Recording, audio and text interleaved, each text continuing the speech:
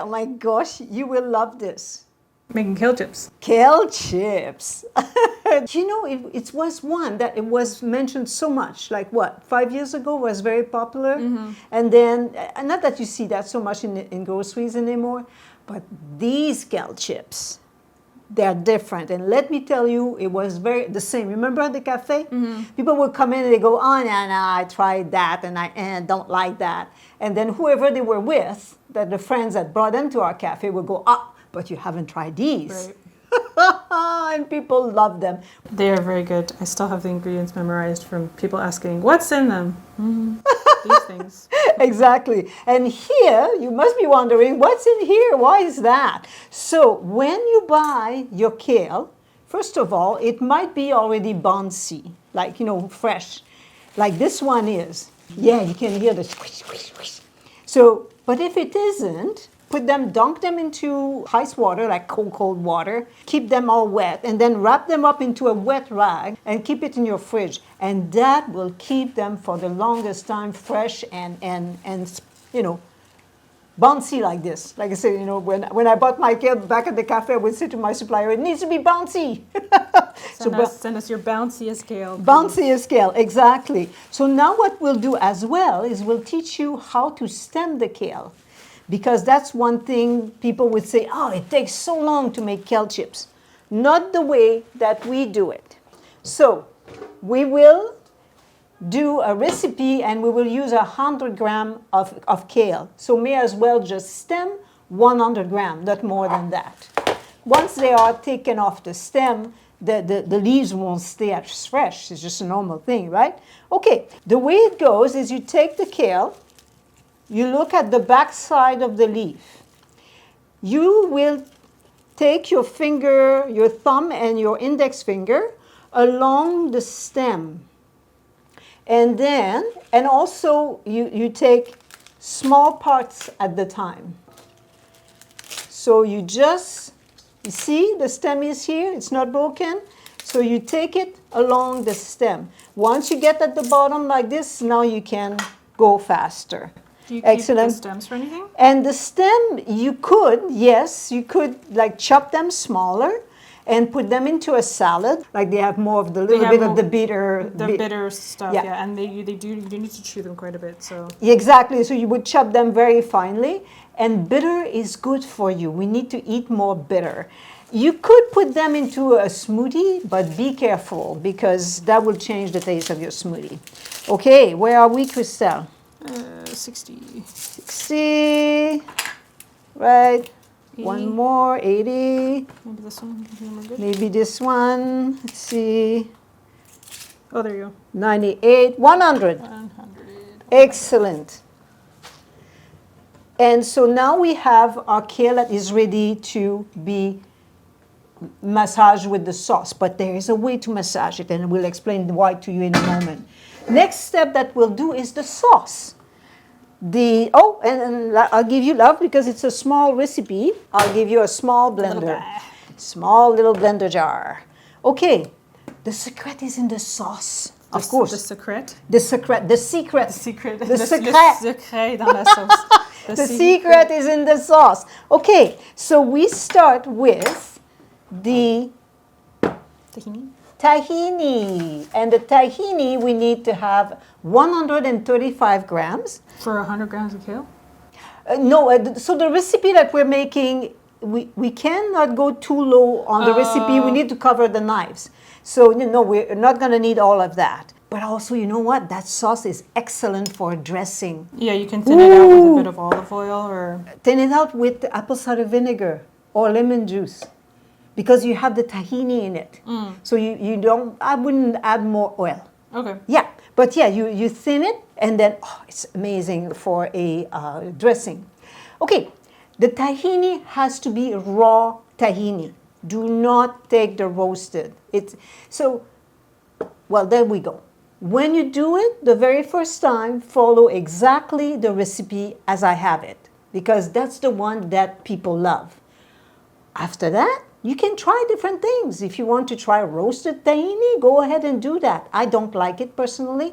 So there you go. I mean, you know, but again, do it exactly like the recipe the first time. You can change things after. And then the next thing is the tamari. So I use tamari, it's 45 grams. That brings us to 180. I use tamari instead of soya sauce. It's less salty. And also at the cafe, it was a question of gluten, so tamari gluten-free. So now 45 grams bring us to 180. The next one is apple cider vinegar, another 45 grams. Apple cider vinegar is important that you use the one that is raw as well. And then Crystal is looking to show you, it moves around. It says to take the one that is raw with the mother. Maybe you can see a little bit at the bottom. And then, so the mother is the SCOBY. And so you need to have it in the bottle. So when you buy it, the raw apple cider vinegar has the mother in the bottle. And then also, if it's a apple cider vinegar that was made with apples, without the plant-based coating, you know that it is on certain fruit, on apples for sure, by appeal, that coating is just not edible. It says it is, but actually it isn't, so I suggest you don't do that. If your apple cider vinegar is dark like this, it's a good indication that it's not made with apples that have the plant-based coating. So it's important to do that. Next one is the lemon juice, and 37 grams, that brings us to 262. Do your own. Do your own, because the one that you buy at the grocery that is pasteurized has a metallic taste, and certainly not the one that comes from that yellow plastic lemon container. Oh my gosh, it's we don't want more plastic in our brain, right? They say we have so much plastic that ends up in our brain. The next ingredient is the nutritional yeast, and we need to have 90 grams, so 281. And then the nutritional yeast that we use is the one from Red Star. Red Star is a very good nutritional yeast. It also has B12 added, so it's excellent as having your B12 in the food that you eat. Why not? You can sprinkle that on salad and everything. The next one is garlic powder, and we use, you can use that one if you like, 15 grams. So garlic powder, you could have fresh garlic, which we did at first when we did our kale chips, but eventually we had to do so much that we couldn't peel all those garlic. I mean, you know, it was a lot. Oh, we were selling like 100 bags a week because people loved it so much. And we put the lid on, and then we blend. That's it? None of this? Oh, yes. So 𝘀𝗶𝘁𝗵 that I add in all my recipes, and thank you, Crystal, for reminding me, as 92 of the 102 minerals that we need. So I just put a little spoon in everything that I make. And then for sure, I get my minerals that way. And I don't have to buy a supplement because this is whole foods.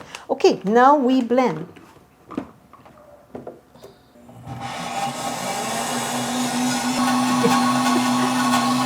You can stop it. Oh, it doesn't need to go longer? No, okay. Excellent. So we just need to blend until everything is smooth and mixed together, which we have. Excellent. Now, what we'll do is, for the recipe, we need to have 100 grams of the sauce. 100 grams of sauce to 100 grams of kale. And 125 grams of kale. But we only did 100. Oh, I'll make some more kale. I had... Ooh, sorry, that's really loud. I had the sauce in mind. There we go. Do I have it? Excellent. 100 grams of sauce. It's about 75. It's pretty dense. 99. Well, I've got to put it on the spatula. I think you're good. Yes. Okay. And now Crystal will show you how to do, we called it the flour. So if you spread your sauce all at the bottom of your bowl, when you put the kale, the sauce is distributed. Whereas if you were to put, let's say, the sauce directly on the kale, it's a glob of sauce in one spot. And Christelle, oh, that's okay, love. Let me show you another trick about that. For this, what we do is you take the chips and then you wipe it off. Ooh. Okay, now we can put the chips in. And Christelle will show you what you do is toss it. So what's important to do with the kale is not to close your hands on it. Don't break the walls of the leaves. I mean, what happened one time is my chips are not tasting so good anymore. And I'm wondering, what happened? Did we make a mistake in the sauce? But then someone at the cafe, I changed the technique. They thought, well, if I really, he heard about massaging the kale somewhere. If I can really, crush them, it's going to be better. And that ruined it. So just like Christelle is doing, she's just tossing. She's not closing on the kale. That's very, very important. That's beautiful. And as you can see, oh, that's beautiful, Christelle. As you can see, the sauce is all, covering the leaves. Evenly distributed. And then you can make kale Caesar with this. It's so good. Oh, it's to live for. Okay, now what we'll do is we'll show you the way it works is that now you put the kale on a tray to dehydrate. You can use your oven. I cannot help you with that, though. I never did it. I don't know how long. All I've heard is that it's very hard to do it in the oven. It looks amazing, and then poof, they just burn. So the dehydrator doesn't do that. The dehydrator takes out the water content out of the leaves, the juice, the tamari that we have. So it takes out the water content only. It doesn't burn anything. There are some new electric ovens though that have like an air fryer mode. Yeah. Where it's just like the convection. There you go. So then what you would do is you would use a baking tray and then parchment paper, and then you put your kale on it. You might have to turn it, I don't know, because this one, of course, is a tray, so the air circulates on both sides, whereas, if you are to take the tray of your oven, put the parchment paper on the tray and then the chips, not on the cookie sheet. That would work better. I think that would work better. Okay, so now we're showing in the dehydrator, because yes, I have dehydrators. They're right behind us here. We have two Sedona, but then it's a bigger investment than if you were to get air fryer. The trays are much smaller, but hey, when you start, you can use the air fryer because maybe you're cooking as well, so it's better. But you need to get an air fryer with trays, not with a basket. You need it with trays, and you need one that will have the function of dehydrating. And the one that I have certainly does. It's called a Chef Man, and it has that function to dehydrate. I did it. I tested it. It's perfect. It does it exactly the same result. So you can do that as well. All right. So now we'll come back in a few hours. It takes more than a few hours. Kale chips, what I do myself is I do it for 12 hours at 118 degrees, no more than that, for 12 hours. Because it's to keep the enzyme and keep the food alive and keep the color and keep the flavor. When you dehydrate at a higher temperature, you lose the nutrients, but also you lose the flavor.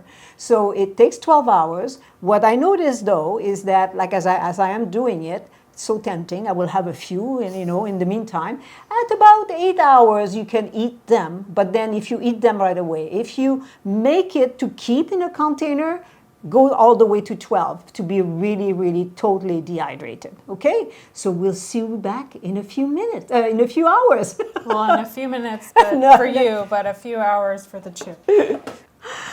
Hello! So we are back, and they're ready. And we're trying not to eat them before we talk about them. I already ate a few.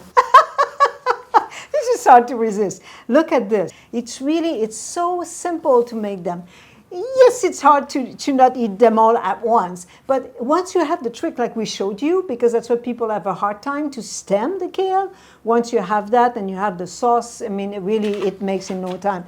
I want to tell you as well that the raw kale is low in calorie. The raw tahini has natural enzymes, minerals, antioxidant. The kale has vitamin K, A, C, manganese, calcium, potassium, magnesium, antioxidant. Why am I telling you all this? When you eat chips, you don't have that. you know, a potato chips, a Dorito chips, you know that, what I'm just mentioning here. The raw tahini, copper, selenium, phosphorus, iron, zinc, B vitamins, the lemon juice, vitamin C, potassium, folate, B vitamin, the apple cider vinegar has the probiotic, and then the antioxidant. You do not have that when you eat chips.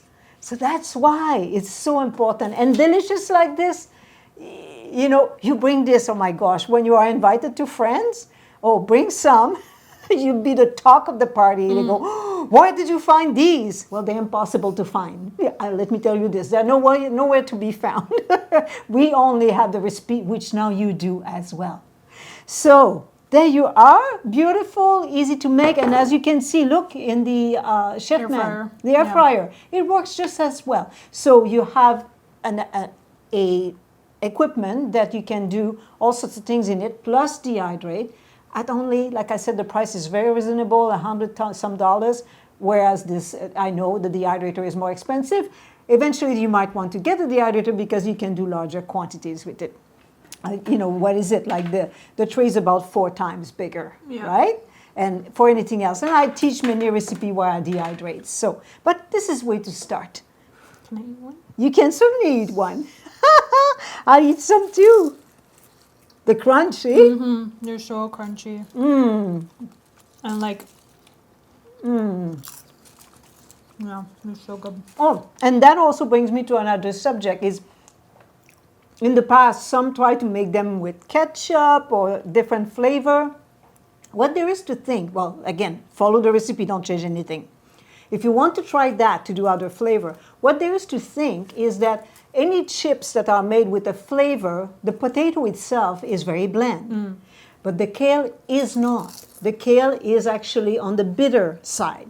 So you have to think of that. Like what you could try to do, I guess, if you really like ketchup chips, is take the regular sauce recipe and maybe add a tiny bit of ketchup to it. Then maybe it would slightly taste like ketchup. Well, it's, like I said, it's just that they fight. So what happens when you make any dish?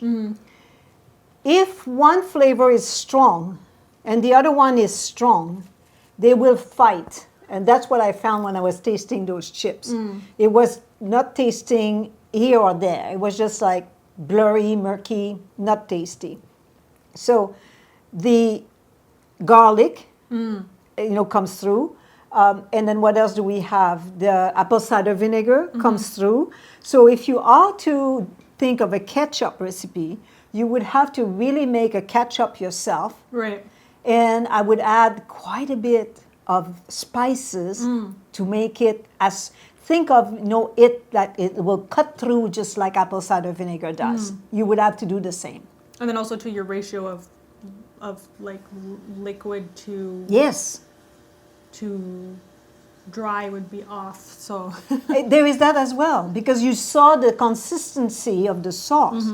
If you have it too runny, it's not going to cover the kale because, well, try to keep water on kale. It's like water it's hydrophobic. Exactly. So, you know, all those, so just make them like this. You know they're good. Don't change anything. You can try to have a ketchup on the side, like make the chips like this, have a ketchup sauce on the side, or what is it, what they do, dill pickle? Oh yeah, I wonder if you added a bit of dill into the sauce, maybe? No, you don't add to the sauce. You make it the same. On top. And then when you eat your chip, you can have a little spoon and you spoon a little bit of the ketchup on top. It's like those people who make popcorn and they have like the popcorn seasoning that they add after. Exactly. That's what I'm thinking. That would be the only way I can see the way. What are you thinking of? Or if you had like sun-dried tomato. If you like ketchup. Yes. Sun-dried tomato and you cut it up into little pieces. Yeah, like cut them so small that you could, I mean, the sprinkle idea. Or paprika. Or paprika. Paprika kind of tastes tomatoey. Yeah. Or chili pepper flakes. Yeah, that's spicy. Well, the chili pepper, you can mince them very, very fine and then add that into the sauce. That's not a liquid. You can add that to the sauce and mix it. You can try that. But first, just do it the way we do it. It's delicious. It is really good, yes. Love food that loves you back. See you soon. Until next time. Until next time.